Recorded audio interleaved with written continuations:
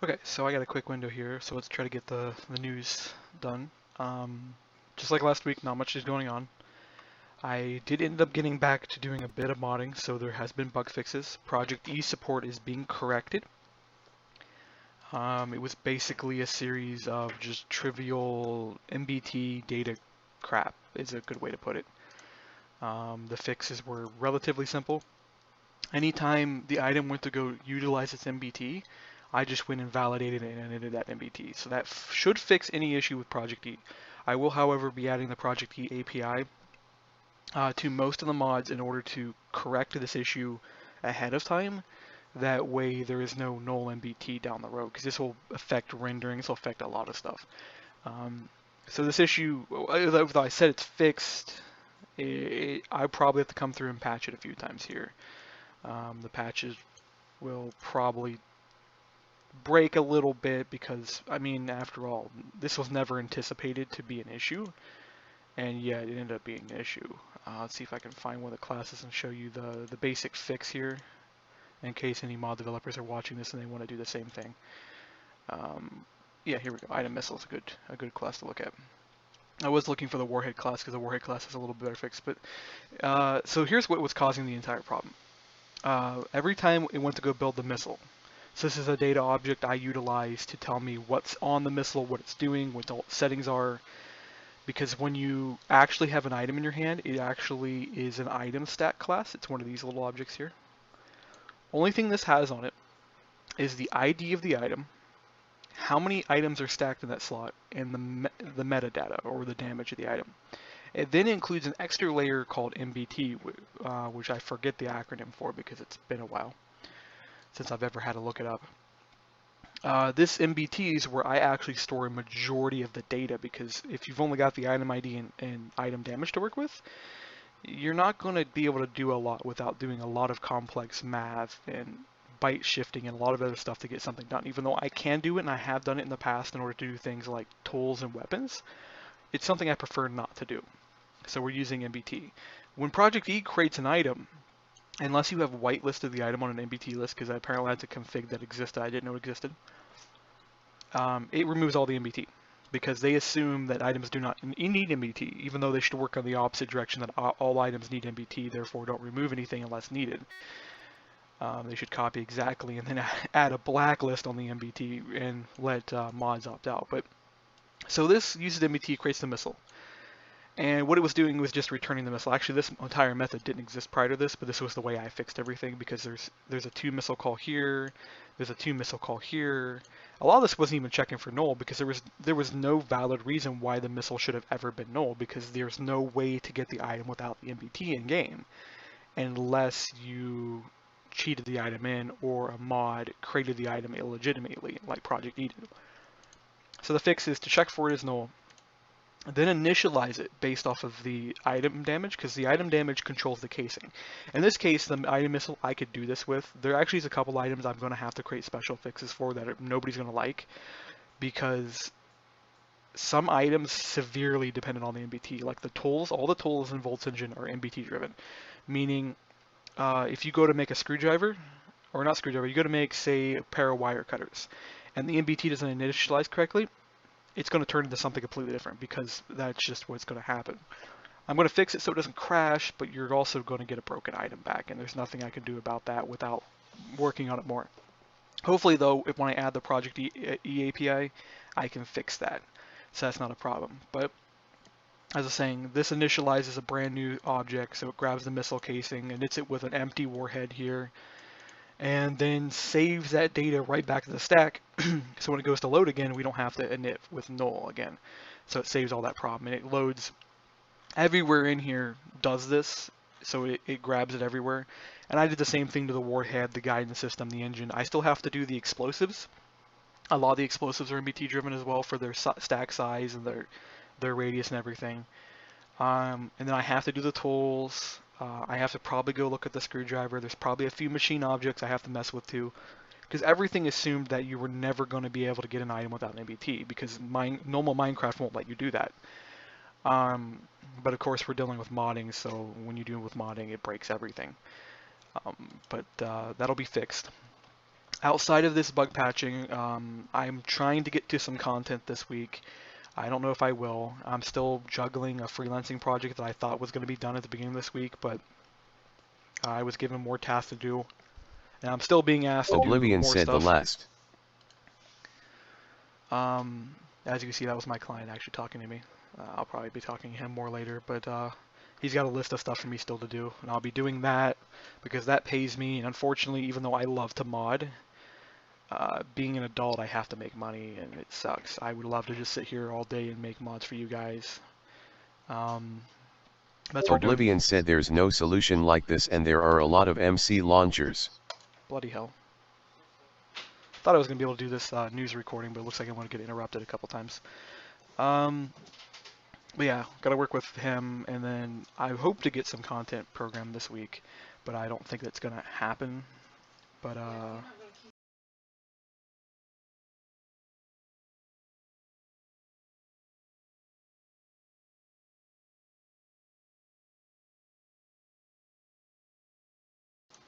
okay, so where was I? Yeah, interrupted recording videos. This happens. Rather than redoing this entire thing, so you guys don't have to hear the interruption, I'm just going to roll with this. Since the beginning, this was not too bad. But where was I? Yes. Got freelancing work to do. I'm going to have school be starting here pretty soon. A lot of us who actually work on the team have either started school already or are about to. Mine here starts the 5th, although I actually need to be getting to work on stuff here this second, so I can turn it in on the 5th because there's homework due the first day of class, and I hate when that happens. Luckily, my university literally lets me look at the classwork 2 weeks ahead of time, so I've already known what I've had to do, which is great.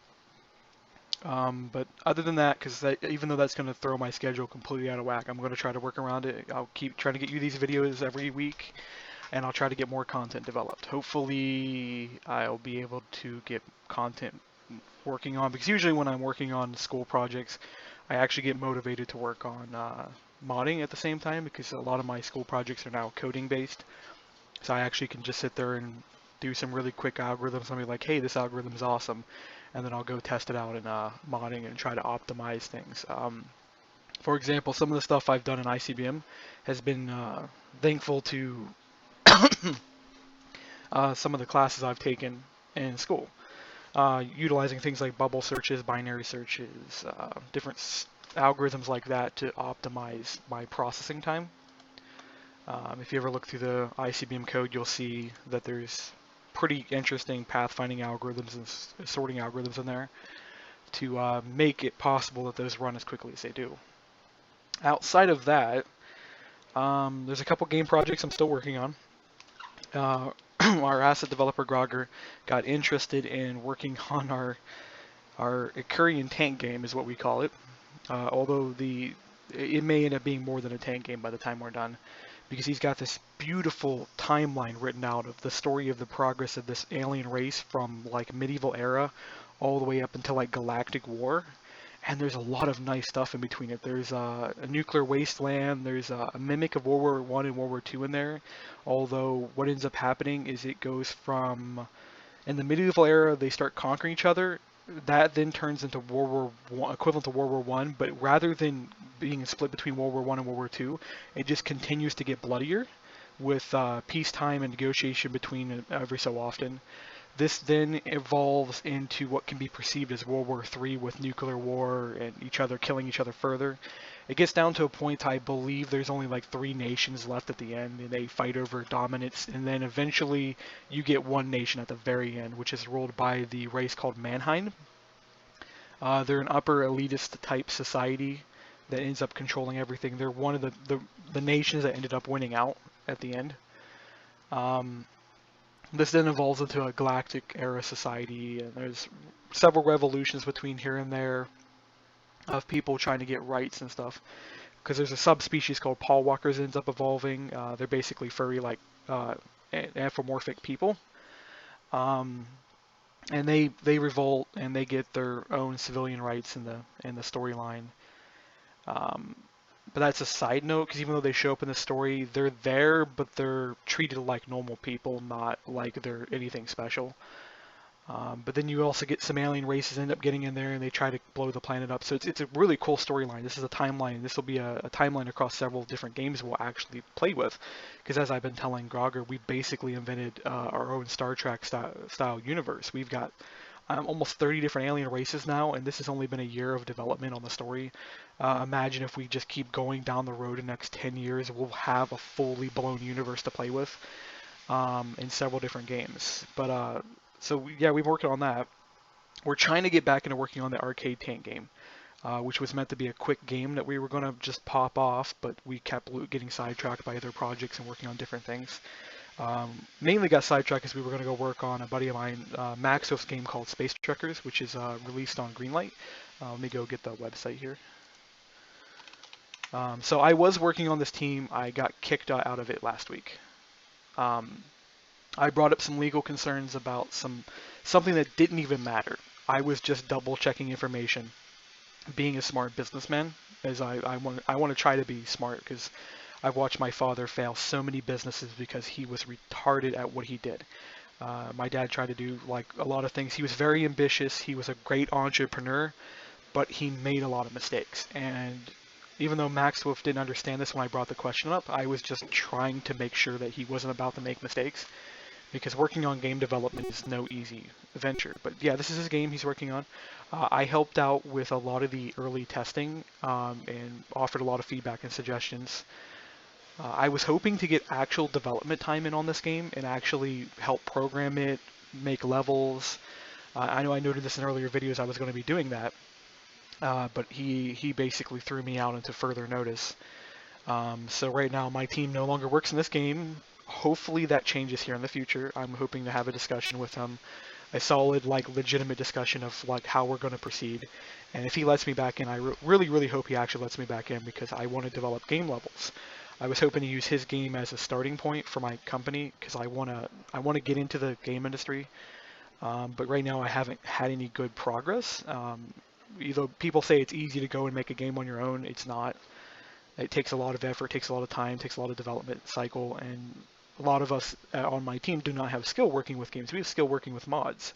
And even though that helps us develop content, we can develop really good, solid content. We don't have the skills necessary to develop characters, levels, to make the levels for starters, because none of us have actually had experience building levels in games. Um, Even though Grogger's doing an amazing job writing his storyline for the games we're working on, we haven't actually had any solid work on developing an actual plot line for a game from start to finish. And we were hoping to do this with a level in Space Truckers. We were going to have two levels we were going to work on. One which was a guy who escaped from an enemy ship that he was being held on during the course of the gameplay, because all the DLCs for Space Truckers are planned to be separate sequences in the same timeline. They're not, the characters, in theory, won't cross each other's paths, but we may end up changing that later if I ever work on the game again. But each character does his own little thing in the same universe. But one was you were going to escape an enemy American cruiser that was patrolling around, and when the events unfold, something was going to happen. You were going to get out of your cell and you were going to break free and go get out of the ship, escape the planet, capture another ship, and get back to Earth. It was kind of the same ending point as the current game, which I'm not going to reveal, so that way when you guys play the game, you're not going to get to learn any of the story. They were going to have another one where you were playing as a German scientist who was developing weapons for the U.S. government or Russian government. It doesn't really matter who. We're going to play around with that, and you were going to end up doing something. We didn't know where we were going to play around with that one. We just knew we wanted to do a German scientist because Grogger's been doing amazing voice effects for the German scientists and stuff inside the existing version of the game. So we're going to play with that one. I had a few other concepts we were going to do, because I was just going to like spitball DLCs for this, and they were going to be maybe $5 a DLC. So we were going to put maybe like 2 or 3 months of work into it. You guys paid $5 a copy. The hope was to make maybe $1,000, $2,000 a person who worked on the project. So it was going to be me, Grogger, DMod, and then Maxwolf. I was hoping that to get all this done, but of course that's not going to happen. But because of that, we now have free time. I'm going to try to work on the arcade tank game. The arcade tank game is going to play like Galaga, if anybody's familiar with that. Well, not like Galaga. Galaga's a bad example. There's a mech game that was actually released in Japan where it's a fast-paced race style. So you race down the middle of a map. and you can like jump left, jump right, accelerate forward, reverse backwards a little bit, but you're always going forward and you're always attacking. So I was going to make a take game like that, where you could dodge and swerve, although it would not be a linear level design, so there wouldn't be just a straight path to go through the level. I was going to also work in some strategic thought process and into different maze style levels where you can go left and right and still always end up at the same path, but you could experience the level differently every time you played it. So I'm gonna be working on that with Grogger here, and then hopefully I get some more people on board. That should be a really simple game to output. I'm gonna try to get it released maybe next year, after I badly need the money. But that's the end of the news right now. I'm gonna, I guess, get you some more videos here this week. I actually have a huge folder of videos again. I went through and I burned out literally 3 terabytes worth of videos earlier this week and last week. But there's almost another terabyte worth in here. There's like a huge folder of just videos waiting to be edited. If well, I'm not even, I guess there goes it loaded. And there's stuff that's been in here for a year that I need to edit and upload.